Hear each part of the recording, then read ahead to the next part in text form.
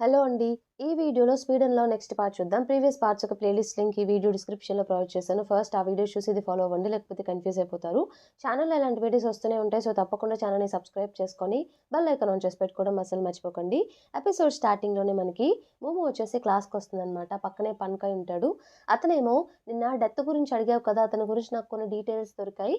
చెప్పమంటావా అంటే తను సైలెంట్‌గా ఉంటుందనమాట. సరే చెప్తున్నా విను. నేను నిన్న ఫుట్‌బాల్ ఆడడానికి కొంతమందితో వెళ్ళాను. వాళ్ళు అక్కడ డెత్ గురించి డిస్కస్ చేసుకోవడం నేను విని డీటెయిల్స్ అడిగాను. వాళ్ళు ఇలా చెప్పారని చెప్పి చెప్తూ ఉంటాడు డెత్ గురించిలాగా. అదేంటంటే పాస్ట్‌లో అతను ఇల్లీగల్ రేసింగ్స్ చేసేవాడంట. బెట్స్ కూడా చేసేవాడంట. అలాగే చాలా ఫాస్ట్‌గా రేస్ చేసేవాడు. అందరూ షాక్ అయిపోయేవాళ్ళు. ప్రతి దాంట్లో అతనే గెలిచేవాళ్ళంట. ఇం ఇంతకన్నా ఘోరమేంటంటే అతను డ్రాప్ ఔట్ అయ్యాడు. డ్రాప్ ఔట్ అవ్వకముందు అతని గ్రేడ్స్ కూడా చాలా మంచిగా ఉండేవి స్కూల్లో. ఇదే షాకింగ్‌గా ఉంది నాకు వినడానికి అన్నట్టు చెప్తూ ఉంటాడు.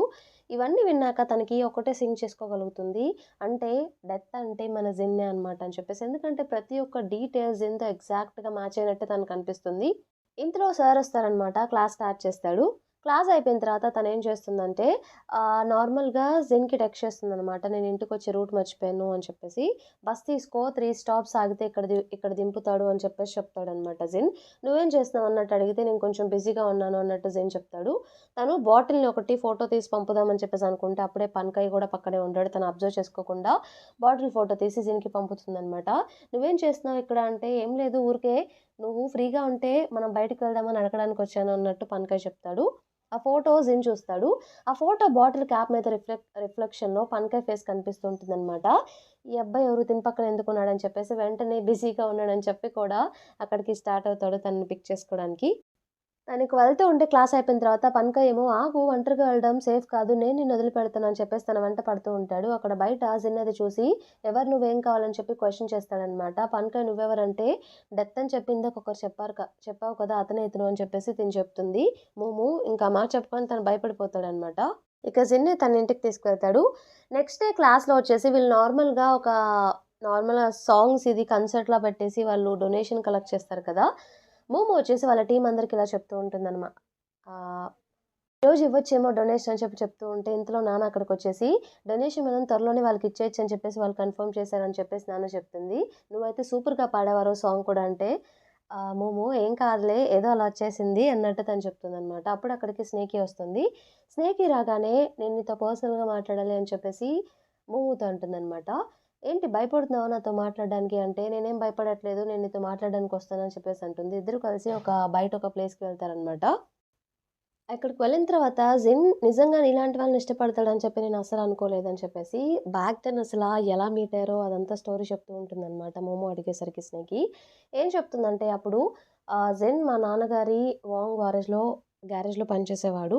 ఒకరోజు నైట్ నేను నార్మల్‌గా అటువైపు వెళ్తూ లైట్స్ ఏంటి ఇంకా ఆఫ్ చేయలేదా అని చెప్పేసి జస్ట్ అటు వెళ్లి చూస్తూ ఉంటే తను వర్క్ చేస్తూ ఉన్నాడు. నేను సర్ప్రైజ్ అయ్యాను. ఎవరైనా సరే టైంకెళ్ళిపోతారు కదా! ఇతనేంటి ఇంత పంక్చువల్‌గా ఇంత మంచిగా టైం అయిపోయినా కూడా ఓవర్ టైమ్ వర్క్ చేస్తున్నాడని చెప్పేసి జస్ట్ అక్కడికి వెళ్లి నా నేమ్ చెప్పి అతని నేమ్ ఏంటో కనుక్కున్నాను.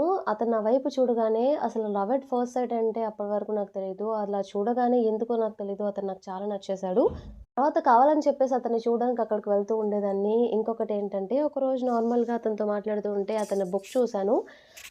అందరి లాకర్స్ అన్నీ సిగరెట్స్ ఇంకా మందుతో నిండిపోయుంటే ఇతనియి మాత్రం బుక్స్ ఇంకా పెన్స్‌తో నిండిపోయేవి. అప్పుడు నాకింకా నచ్చాడు. తన హ్యాండ్ రైటింగ్ కూడా చాలా బాగుండేది. నేను చాలా సర్ప్రైజ్ అయ్యాను. చాలా బాగా చదువుతాడని కూడా నాకర్థమైంది. తర్వాత ఇక క్రేజీ సీన్ నుండి చిన్నగా తెలుసుకున్నాను. అతనికొక లిటిల్ సిస్టర్ ఉందని చెప్పేసి తనకు సర్జరీ చేయాలి. తన దగ్గర మనీ లేవని చెప్పి తెలుసుకున్నాను. సో, జిన్ తర్వాత ఎలా అయినా సరే ఆ సర్జరీకి మనీ ఏర్పాటు చేయాలని చెప్పేసి అందరూ ఓల్డ్ కార్స్‌ని తెచ్చి రిపేర్ చేసి ఎక్కువ రేట్‌కి అమ్మడం తను అబ్జర్వ్ చేసి తను కూడా అలా మనీ ఎర్న్ చేయాలనుకున్నాడు. బట్ ఆ కొనే అతను సంథింగ్ ఏదో రిక్వైర్మెంట్ చెప్పి ఇది గనక చేస్తే నీకెక్కువ అమౌంట్ ఇస్తా అని చెప్తే, జిన్ దానికోసం ఎలా అయినా సరే ఆ కార్ పార్ట్స్ గురించి నేర్చుకొని ఎలాగోలాగా చేసి అతనికిస్తాడు. అతను సర్ప్రైజ్ అయ్యి జిన్‌కి కొంచెం ఎక్కువ అమౌంటే ఇచ్చి ఆ మనీతోటి తను తన సిస్టర్‌కి సర్జరీ చేయిచ్చాడు. తర్వాత ఒకరోజు తను క్విట్ చేసాడు. ఎందుకో నాకు తెలీదు. కాలేజ్ ఎంట్రన్స్ ఎగ్జామ్ దగ్గరకొస్తుంది. చదువుకోవడానికేమో అని చెప్పేసి నేను అనుకున్నాను. తర్వాత నేను చాలా బాధపడ్డాను కూడా. అన్నట్టు తను చెప్తూ ఉంటుందనమాట. అప్పుడు మోమో ఇలా అంటుంది. నిజంగా తను అన్నిట్లో చాలా బాగా తెలివుంది అతనికి. చిన్నప్పటి నుండి నేను ఇంతలా అనుకోలేదు అతని గురించి. అన్నిటికి నాకు అతనే రోల్ మోడల్ అని చెప్పి చెప్తూ ఉంటుంది. అతను కాలేజ్ ఎంట్రన్స్ ఎగ్జామ్ ఎందుకు రాలేదో నీకు తెలుసా అంటే స్నేక్ ఇలా చెప్తుంది. స్నేకి ఏం చెప్తుందంటే, ఎందుకలా జరిగిందంటే, ఒకరోజు నేను చెప్పాను కదా! ఒక కార్ మనీ అమ్మేసి పార్ట్స్ దాన్ని కొంచెం మంచిగా చేసి అమ్మేస్తే మనీ వచ్చిన దానికి సర్జరీ చేయించాడని చెప్పేసి. కొన్ని డేస్ అయిన తర్వాత ఆ కార్ ఓనర్ ఆ కార్‌ని నడుపుతుంటే యాక్సిడెంట్ అయింది.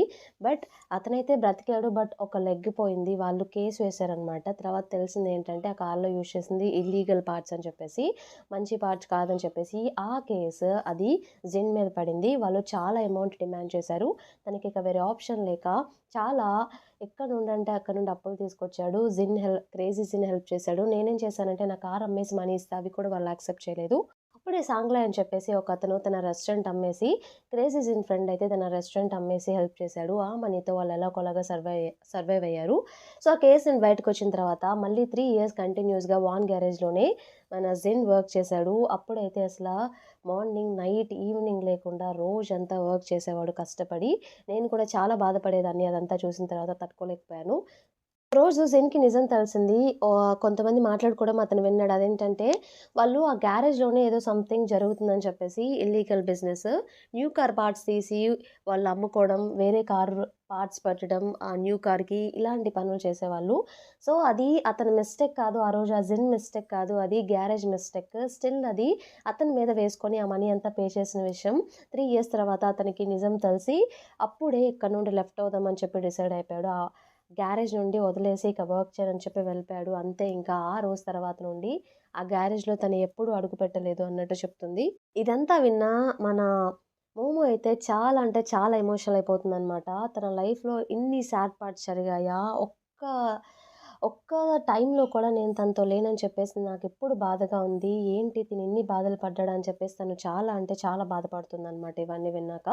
ఇద్దరు పాపం చాలా ఎమోషనల్ అయిపోతారు. ఇద్దరు ఏడ్చేస్తారు. స్నేకి ఏడుస్తూ ఉంటుంది. మోమో ఏడుస్తూ ఉంటుంది. డ్రింక్ చేసి మోమో ఇక టేబుల్ మీద పడిపోతుందనమాట. అప్పుడే అక్కడికి జిన్ వచ్చేసి, "నువ్వెందుకింత డ్రింక్ చేశావంటే" స్నేకి, "తన్నేమనకు మేము జస్ట్ గర్ల్స్ చాట్ చేసుకుంటున్నాం. డ్రింక్ చేసాం అంతే. ఏమన్నా ఉంటే నన్నను. నేను మిమ్మల్ని మోసం చేశాను. మా గ్యారేజ్ నిన్ను మోసం చేసింది. తన్నేమనుకో" అని చెప్పేసి స్నేకి అంటూ ఉంటుందనమాట. తను కూడా డ్రింక్ చేసి ఏదేదో వాగుతూ ఉంటుంది. సో, మోమోని అక్కడి నుండి తీసుకెళ్దామని చెప్పి ఎత్తుకుంటూ ఉంటే మోమో వచ్చేసి ఇలా చెప్తుంది, "ఎప్పుడు నిన్ను ఇంక లైఫ్‌లో నేను వదిలిపెట్టి ఎక్కడికి వెళ్ళనని" చెప్పేసి. ఆ మాటకి జిన్ చాలా అంటే చాలా హ్యాపీగా ఫీల్ అవుతాడనమాట. అక్కడి నుండి తను ఎత్తుకొని మోమోని తీసుకువెళ్ళిపోతాడు. హీజాంగ్ అక్కడికొస్తాడనమాట స్నేక్‌ని తీసుకువెళ్ళడానికి. తనేమో రాను నేను డ్రింక్ చేస్తా అని చెప్పేసి హీజాంగ్‌ని కూడా కూర్చోమని చెప్తుందనమాట. సో, హీజాంగ్‌తో నేను కూడా డ్రింక్ చేస్తా అని చెప్పేసి తను మళ్ళీ డ్రింక్ చేయడం స్టార్ట్ చేస్తుంది. మన జిన్ వచ్చేసి మోమోని గ్యారేజ్ దగ్గరికి తీసుకొచ్చేస్తాడు. తనకి హనీ వాటర్ ఇస్తూ ఉంటాడనమాట. "ఇది కొంచెం తాగు నువ్వు కొంచెం బెటర్‌గా ఫీల్ అవుతావు" అని చెప్పేసి. "ఏం జరిగింది నీకు తనకి మధ్యలో" అంటే, "తనదేం లేదు. నాకే బ్యాక్ స్టోరీ ఏదో గుర్తొచ్చి నేను ఎమోషనల్ అయ్యాను, ఎక్కువ తాగేశాను" అన్నట్టు చెప్తూ ఉంటుందనమాట. అది కూడా తన స్పృహలో లేకుండానే ఇదంతా మాట్లాడుతూ ఉంటుంది. నీకు తనంటే ఇష్టమా అంటే ఎవరు? స్నేకి గురించి మాట్లాడుతున్నావంటే నువ్వు తనని ఇష్టపడినా లేదు నువ్వు ఇష్టపడకూడదు. ఎందుకంటే తనెంత నీతో నైస్‌గా ఉన్నా నువ్వు తనని ఇష్టపడకూడదు అన్నట్టు చెప్తుందనమాట. అలాగే నేనిప్పుడు పెద్దదాన్ని కూడా అయ్యాను అని చెప్పేసి మాట్లాడుతూ ఇక అలాగే తన భుజం మీదే పడుకుండిపోతుంది.